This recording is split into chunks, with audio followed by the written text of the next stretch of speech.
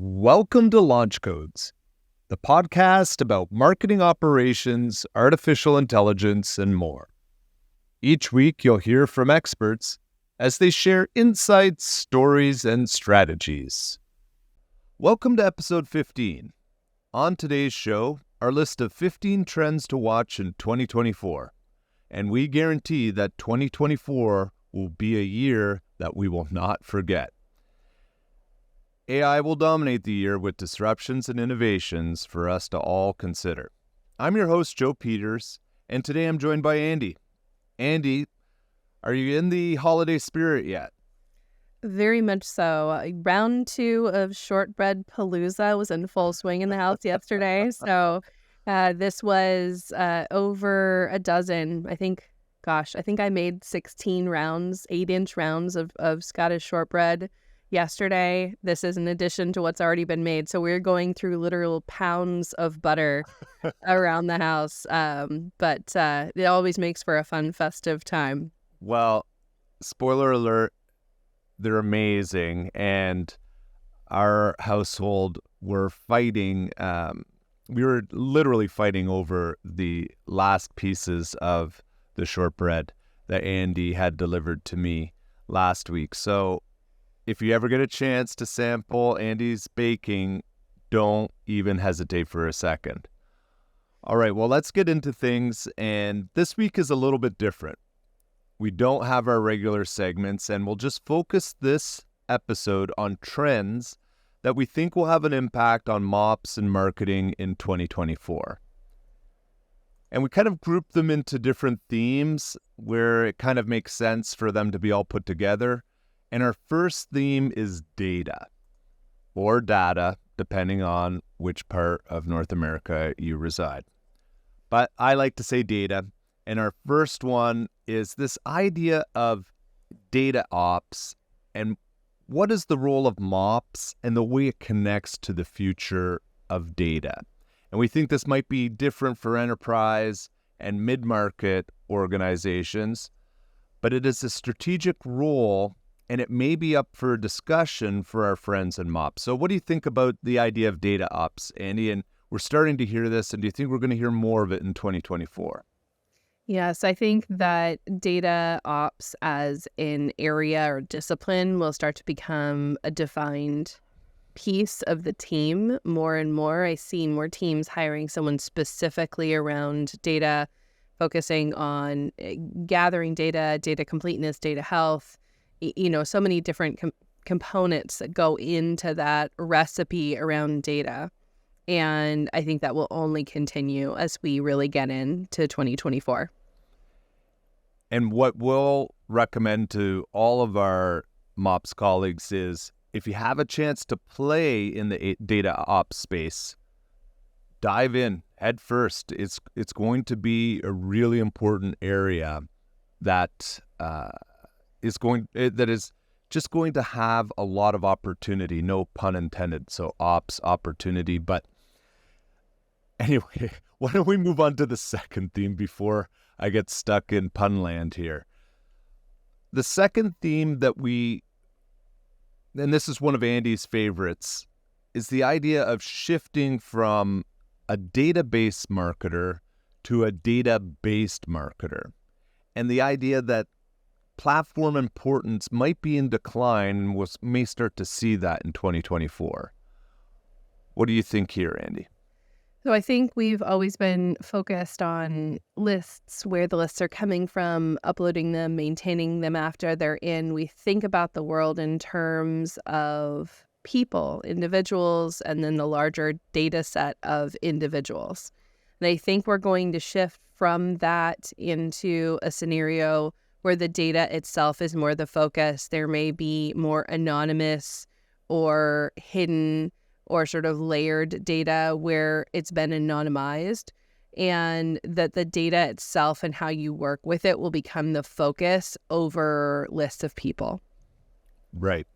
And I think this ties right into our next theme, and that's the rise of CDPs as maybe becoming more of that central core platform for us to think about. And So if we think of that data-based marketer and the rise of CDPs, what's the tie-in there, Andy?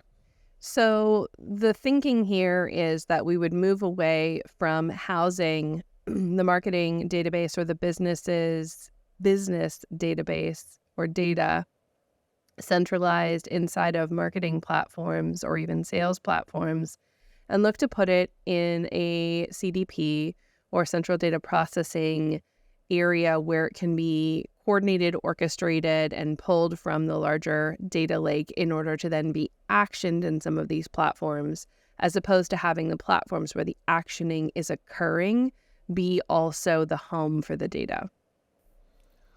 Right, right.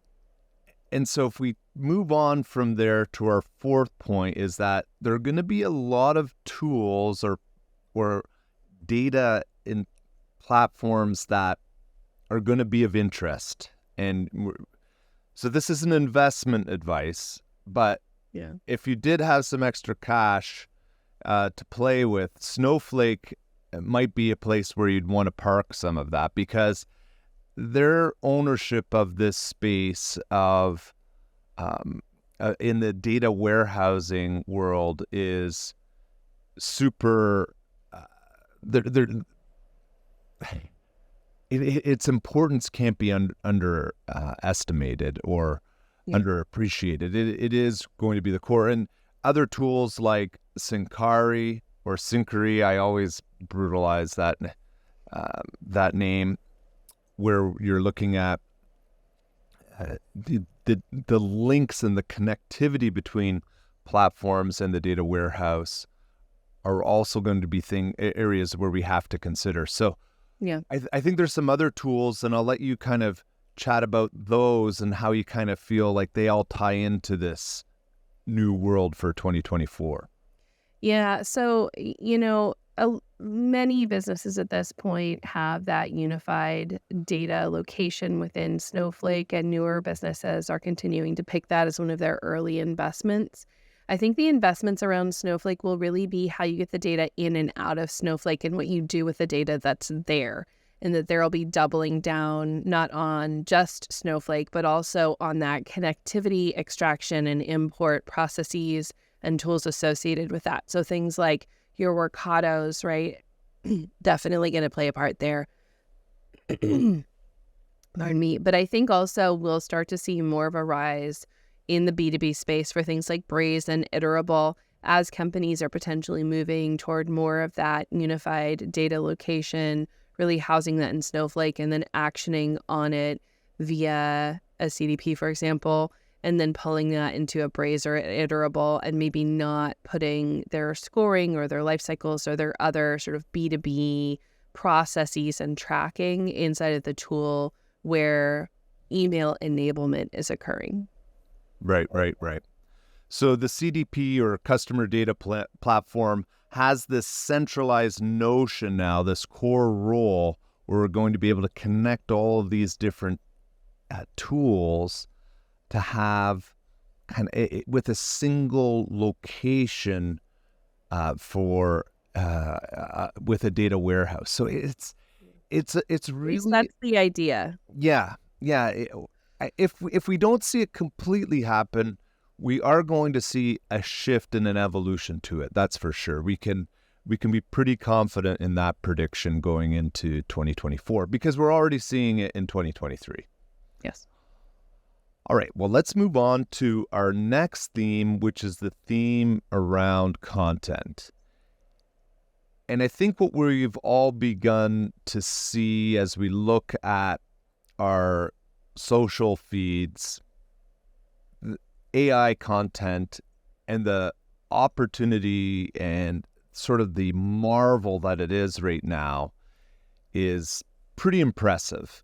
So we're having high quality content already being generated. And I think we're going to see that connected to video and personalization. But we're going to have little bumps of innovation, probably overuse of the innovations in content. And we're going to see it become fairly commoditized. And it gets back to a point that we've talked about several times on launch codes this fall is unique content is going to be essential. The kind of follow the leader bad content is always not going to help. But the kind of next tier of follow the leader and get inspiration from innovators in content is not going to be good enough. And we're going to have to really think about how we can communicate with unique content to really break through. Yeah, I think the volume of what can be created is going to increase, and it's going to be just a sea of clearly AI created content, sort of looking for that resonance within the content, and that I think will really stick out in that unique way that you're pinpointing. And I kind of ruined it a little bit by scooping another one of our list here by combining the two. So we had AI content as being something to be important, but then we had this second area of noise and campaign effectiveness. And this idea that we've lived in a world where okay content was okay, it worked. And as we see this rise in the ability to produce what in today's terms is high quality content, we're really going to have to think about how we connect to unique content and connect our audiences to that unique content. And if we're not thinking through this and we're just sticking with the okay, then we're going to get caught in this sea of noise. Yeah. And we're already seeing it, right? Yes. How bad is everyone's inbox in 2024? I don't know. 2023 was pretty incredible. And I think the inbox prediction, which I think is our next one, is probably the one that I feel the most confident about. And I feel pretty confident about a lot of these that we've pulled together, but this one, man, I think it's true. yeah, death by inbox. So as we get into that cost of generating content drops to fractions of cents, our inbox are going to be overwhelmed. So we're really going to have to think carefully about what that means for our campaigns. Yeah. I think, the just because you can doesn't mean you should very much applies to this. And I have seen a lot of pushes coming in on the end of the year, people trying to finish out 2023 strong. And I suspect that 2024, that push may just kind of roll straight into the new year and keep steamrolling along. Yeah. And there's all this talk about disruption of roles and jobs, right? And what AI is going to do, especially in our marketing space. But if you have great copywriters, great creatives, and they're working on developing content that is not, they have to kind of break the mold. And they have to break the mold all the time if we really want to get through to our audiences and be visible in what we can only say is going to be an overwhelmed inbox in 2024. Absolutely. All right. Well, before we go to our next theme, I'd just like to thank our sponsors. Our friends at Knack have sponsored today's episode, and Knack is the no-code platform that allows you to build campaigns in minutes. Protect your brand identity with industry-leading brand management tools and guardrails. Visit knack.com to learn more. That's KNAK.com. All right, well, let's move into our third theme, which is around AI innovations. And so I guess we're at number 8 right now. I don't think I've done a very good job at counting, but we're on number 8 in our list of 15. And this one is mini AI hype cycles. One of the things that we've seen, I can just say, several times throughout 2023 is the Gartner hype cycle coming to life for different people at different times. What I mean by that is that traditional cycle where we reach these sort of peak of, so you have an innovation launch and then there's a peak of inflated expectations, and then it kind of drops down into this trough of disillusionment. And I think we've seen that through 2023 in many ways. So the beginning of the year, if we think way back to January and February, we were just in the fun times of ChatGPT 3.5, which was kind of novel and kind of cool, but didn't really have the business chops that we needed. And then when everything changed in March, when 4 came out, and we began to see that there's something to this. So if we thought that AI was going to change everything in January, there would have been a lot of naysayers. But as we move throughout the year, we moved through that trough of disillusionment for some, and began to see, okay, this can really impact our business in a way that we can't ignore.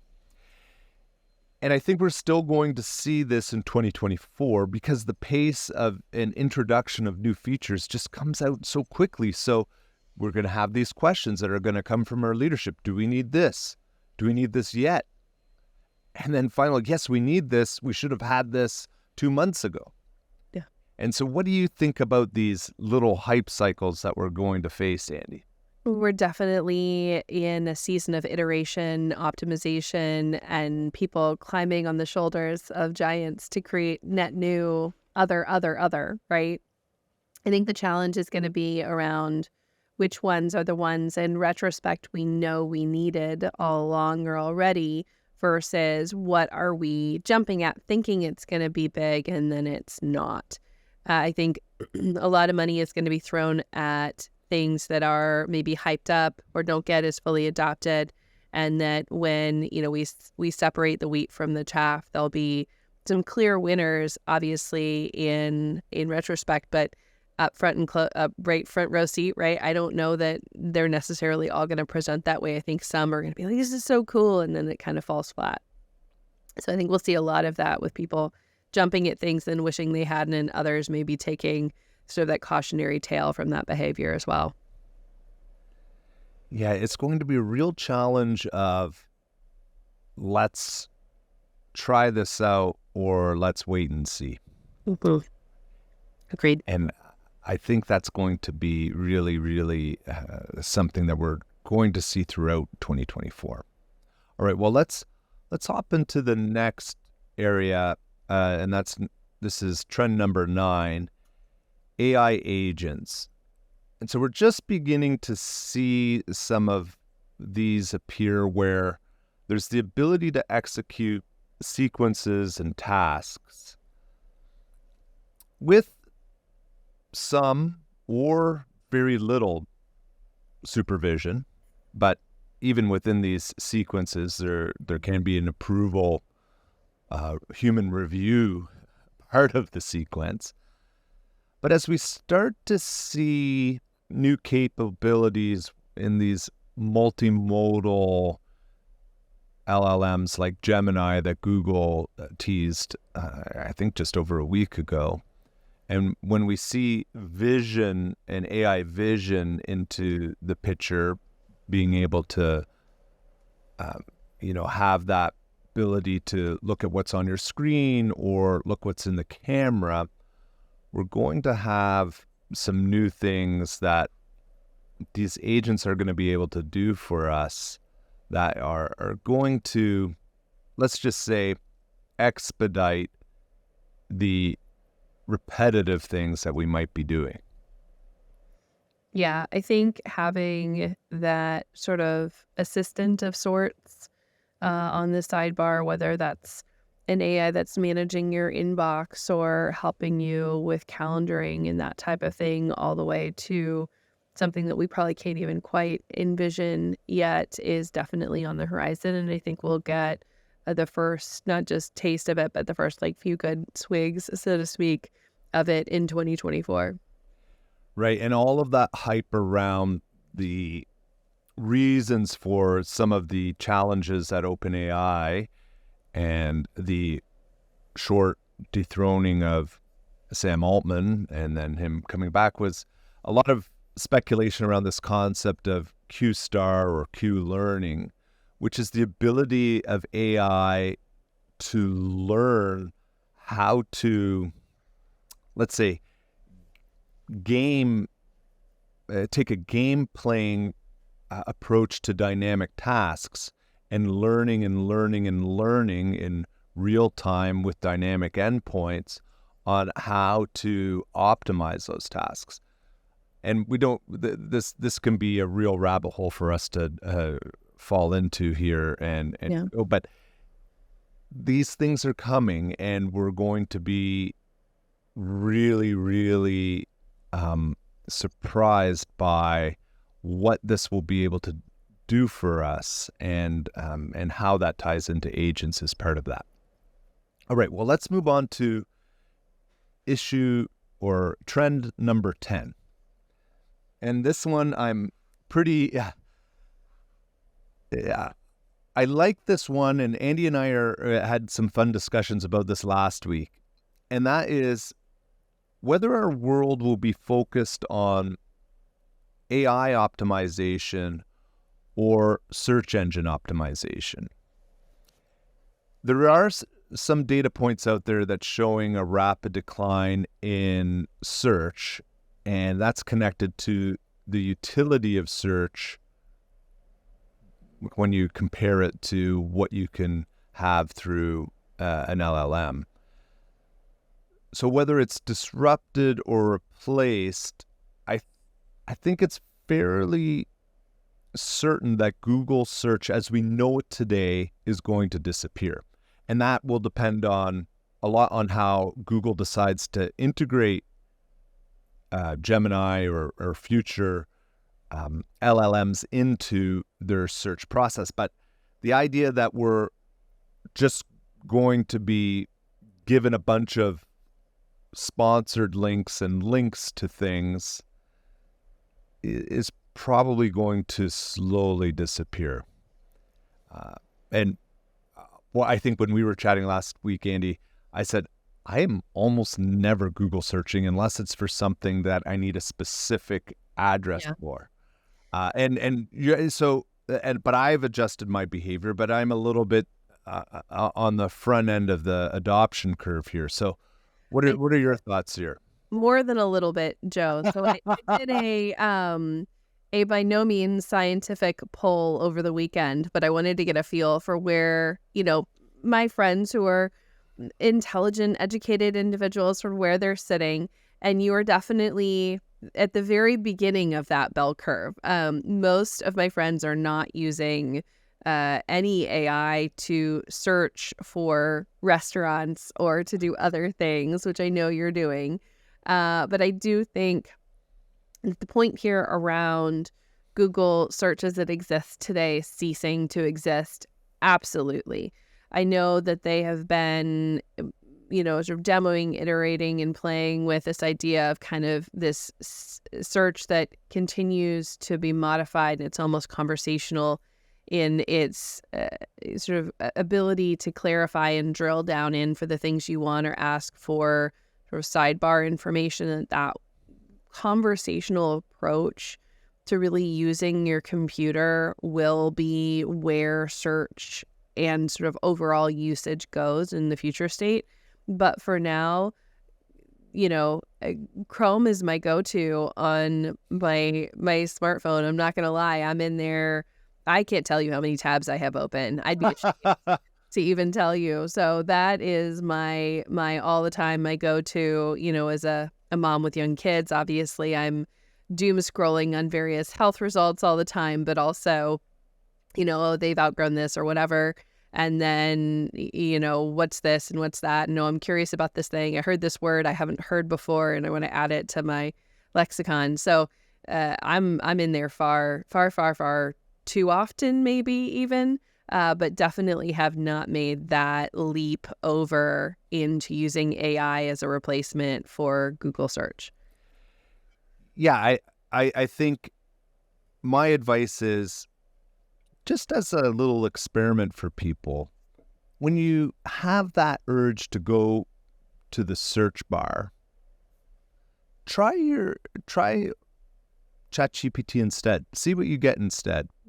And as it's now connected to the internet, we're starting to see the best of both worlds. But anyway, it's going. I found it very funny that a lot of people this year were, oh, I don't want AI to come to my website and scrape all of my information, and creating all of these kind of robot text files on their websites that's going to, tell the different AI platforms not to index their site or scrape it.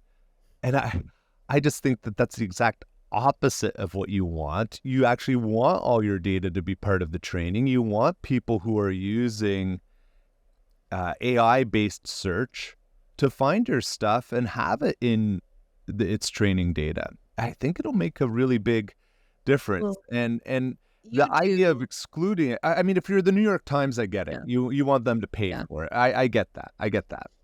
But, there's a very short list of organizations that should probably think about enforcing a paywall or a barrier around their content.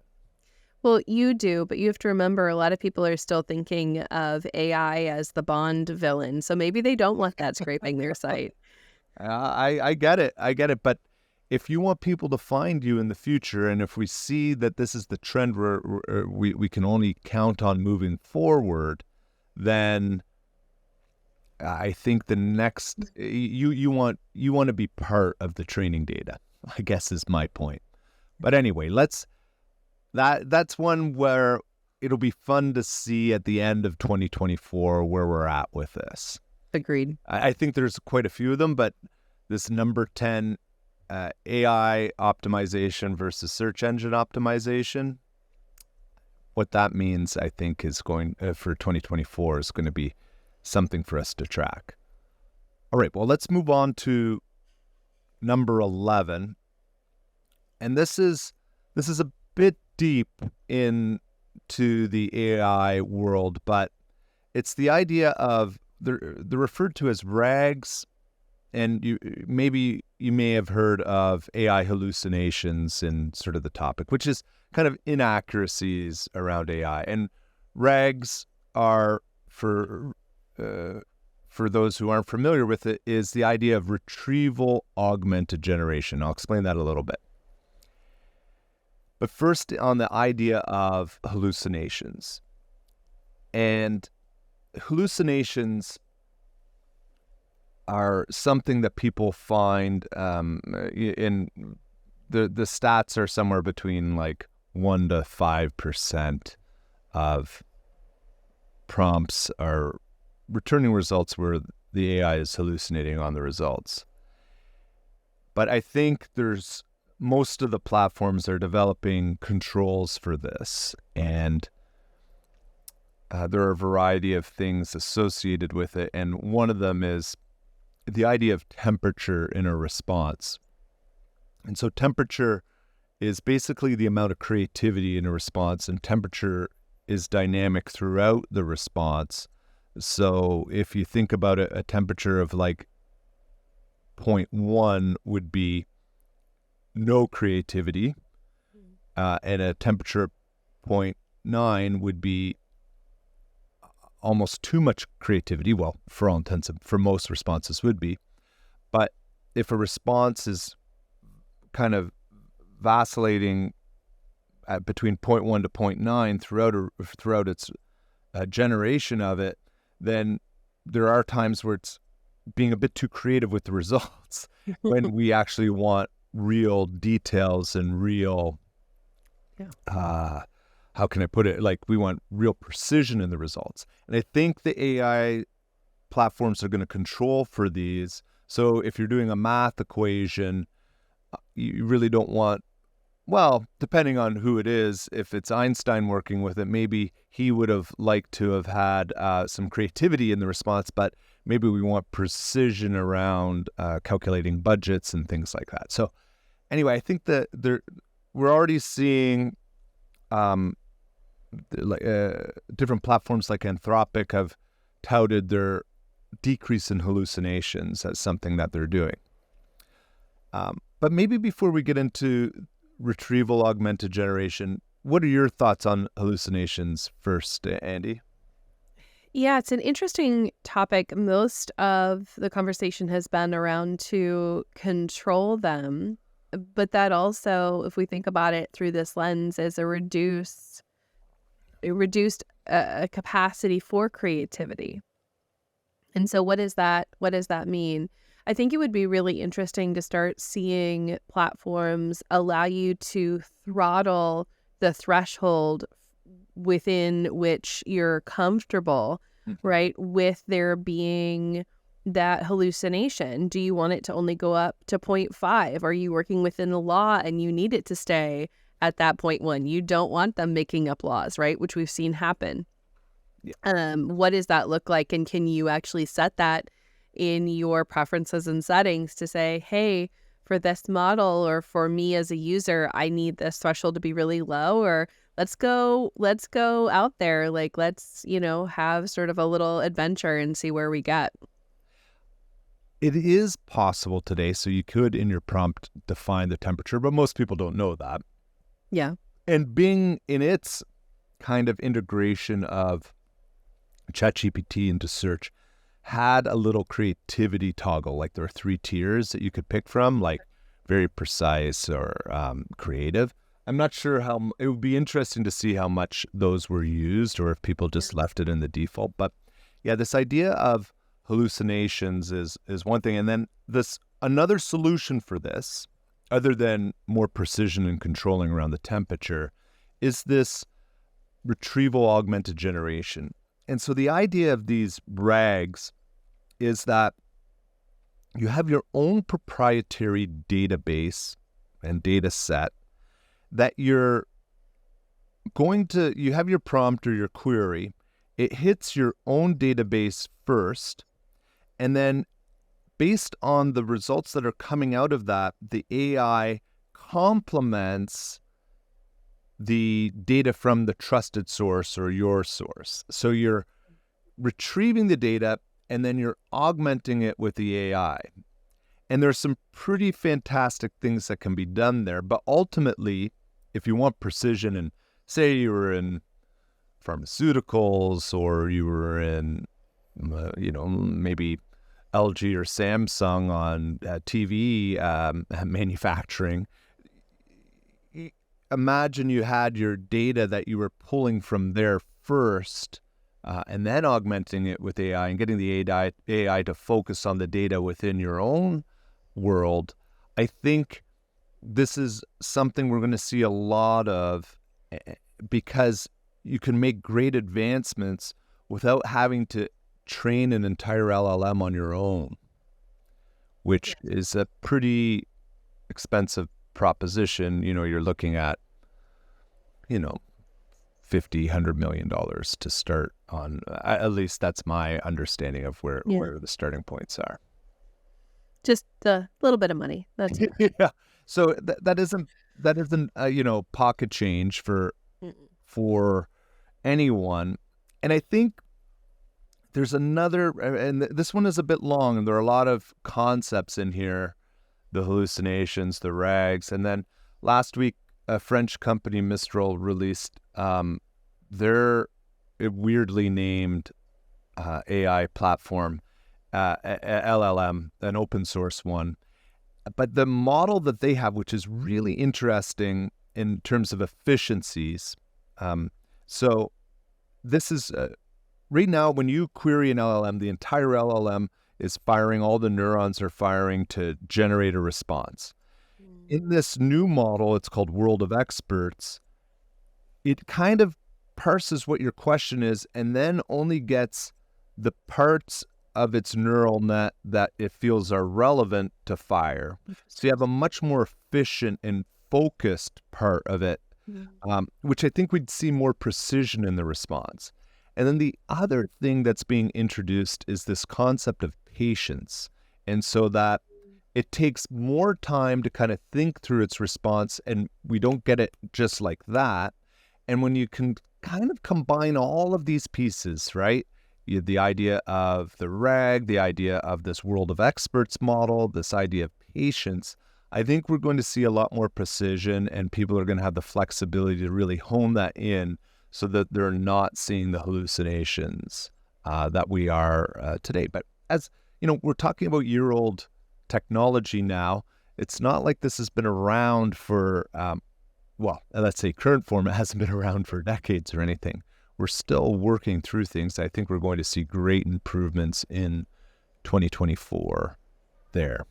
I agree.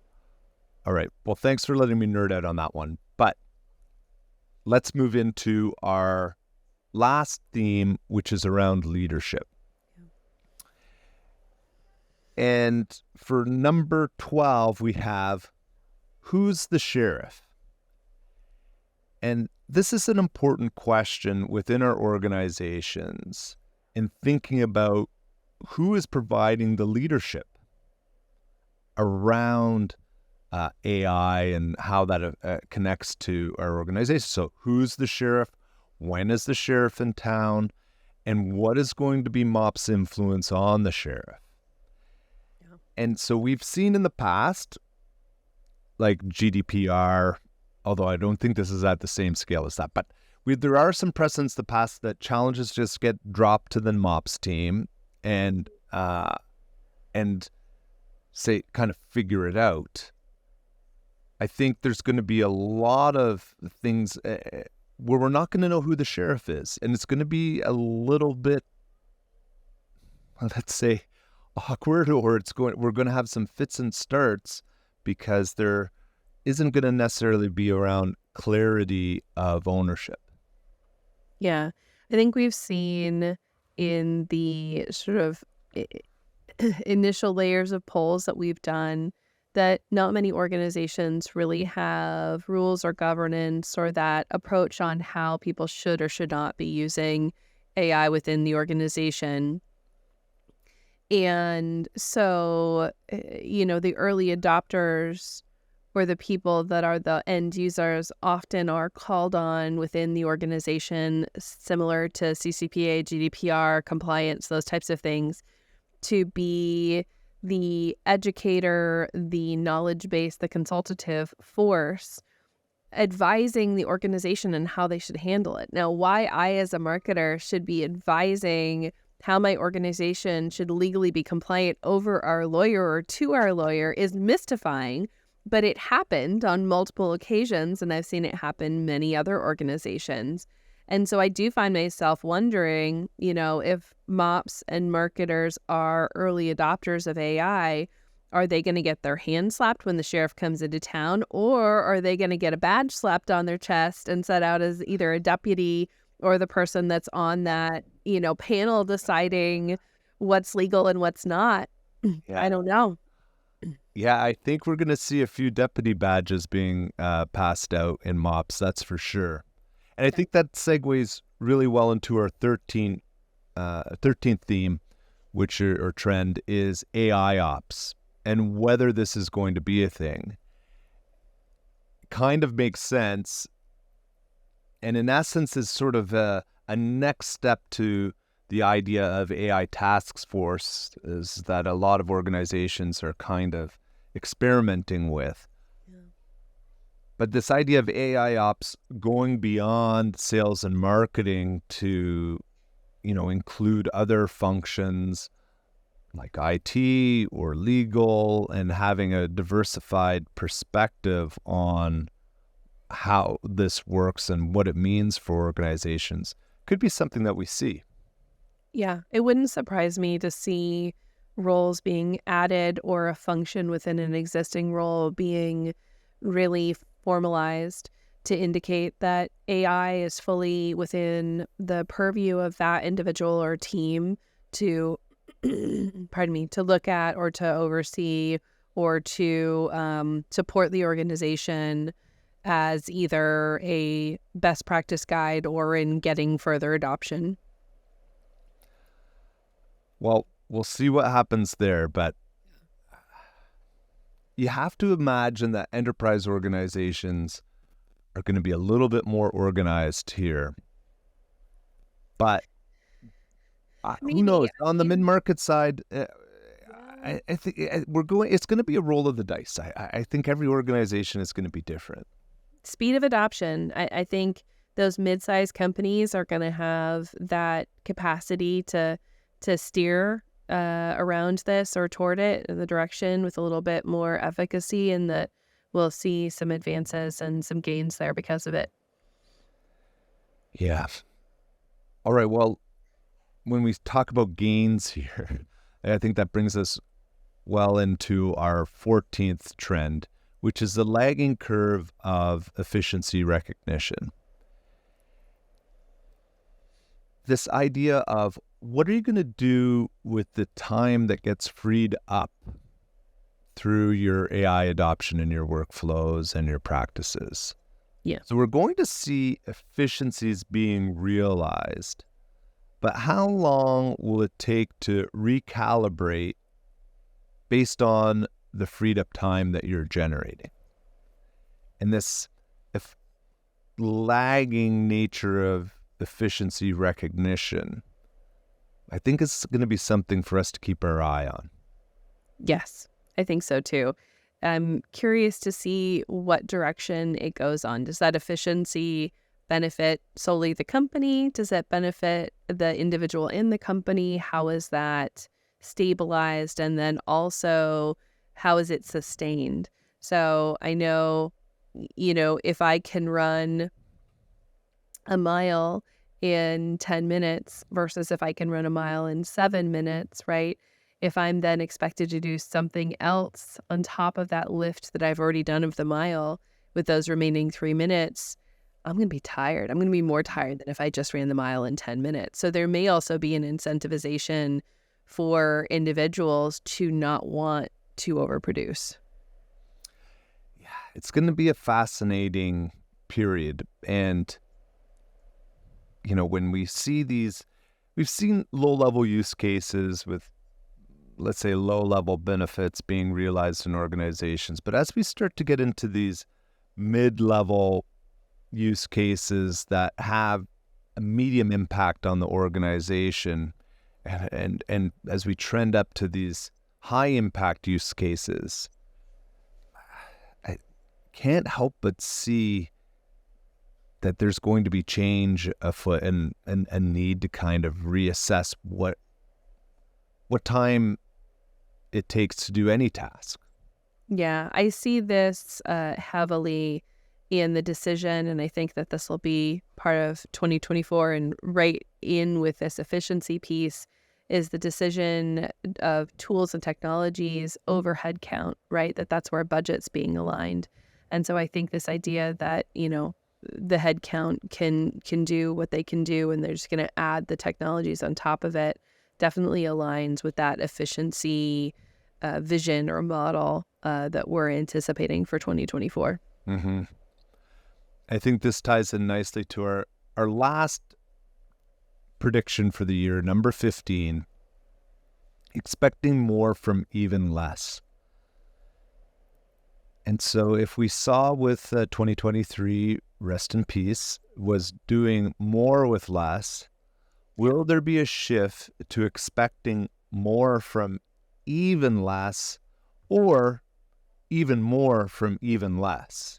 I think even more from even less. And I know you laughed at me for the two even when I said that the first time, but I really do think that will be kind of that shift in the mantra, right? If I heard one thing more than anything else in 2023, it was we have to do more with less. You can do more with less. Here's how you do more with less, right? And I think that trend will not only continue, but it will double down and really become about increasing the output even further than we already did this year with even fewer resources. Well, we've come to the end of the list. It was pretty fun to run through it. We're going to put this up on the website as in a blog format as well, so that will be in the show notes. You'll be able to see all of these. What's going to be even more fun is to do a recap at the end of 2024 and see how well we did. There are going to be things that we couldn't predict that are going to have an impact, but we're seeing some really, really interesting opportunities and things for us to consider moving into 2024. So thanks a lot, Andy, for going through that with me. And it was a fun discussion last week, and it was even more fun today to go through it and share it with everyone.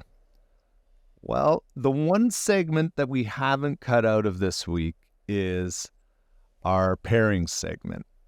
And this is a special one in the sense that there's some serendipity, isn't there, Andy, in the fact that we had a list of 15 predictions and we're on episode 15, right? It is a little interesting that the universe is presented in that way, for sure.